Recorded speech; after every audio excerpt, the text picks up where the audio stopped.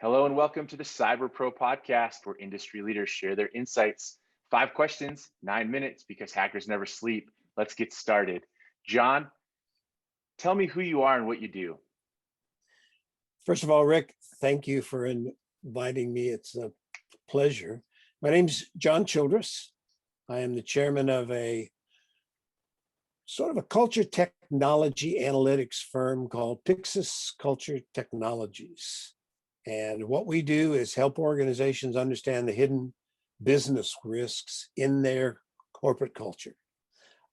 As way of background, I'm also the former co-founder and chief executive of an international business consulting firm, author of 4 books on leadership and culture, and my most recent book, which I'm most excited about, is Fly Fishing for Leadership.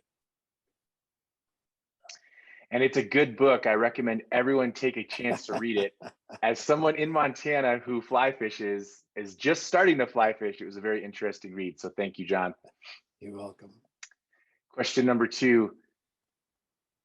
Why do you like being not only a cybersecurity professional, but also a culture professional?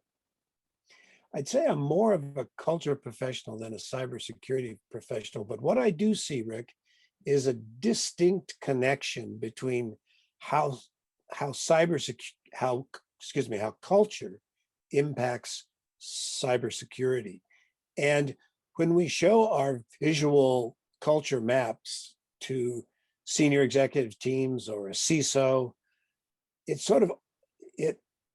light bulbs go on. They begin to see that it is an enterprise issue and not just a technology issue. That's amazing. And I think people overlook that there's more to cybersecurity than just the zeros and ones. Absolutely. There's a big human connection there. So question number 3 then, let's take this a little bit more focused towards the culture side. The term cybersecurity as a top concern is everywhere, but how does that relate to you and what you're doing in the culture paradigm? Okay, well, we've known for a long time that corporate culture impacts business performance. It's either an enabler or a blocker. Nobody's really had made the connection between corporate culture and actual cybersecurity. Do we have a cyber safe organization? And what we've been able to do is to help identify what are the drivers, or the causal factors, I should say. What are the causal factors that create either a cyber safe or not so safe culture? And if you can identify those and you can pinpoint which are the biggest risks, then you can begin to develop implementation programs to mediate those risks. So that's what I'm most excited about, is a new way to help management teams, help CISOs understand how to build a stronger cybersecurity culture. That's an amazing step, and we appreciate that. So question number 4, what piece of insight would you like to share with our community? I think there are 5 things I'd like to hammer into the IT and cybersecurity professionals. And they are really simple, but they're really profound ways of positively impacting your cyber profile. Number 1 is cyber hygiene. We've got to go back to basics. We've got to do the patches on time. We've got to build software, build solutions right first time, not keep debugging. So basic cyber hygiene is one of the foundations, and I think that's going to go a long way. Number 2 is we need to help identify the systemic risks, which is where our mapping concept comes in. The organization drives a lot of cyber risks that most CISOs don't realize, and we need to identify those. Number 3 is we got to get employee training back on the agenda. mandatory for everybody, from the board right on down to the new employee. And it's got to be annual. And it's got to be mandatory. We've learned that there's one large fast-moving consumer goods company, 140,000 employees, if you will, globally. And cybersecurity training is not mandatory. To me, that's just, we need to really see the value of that. Number 4 is creating a speak up culture.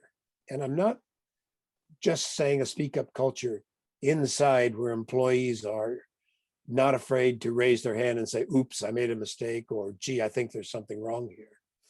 We also need to speak up culture externally.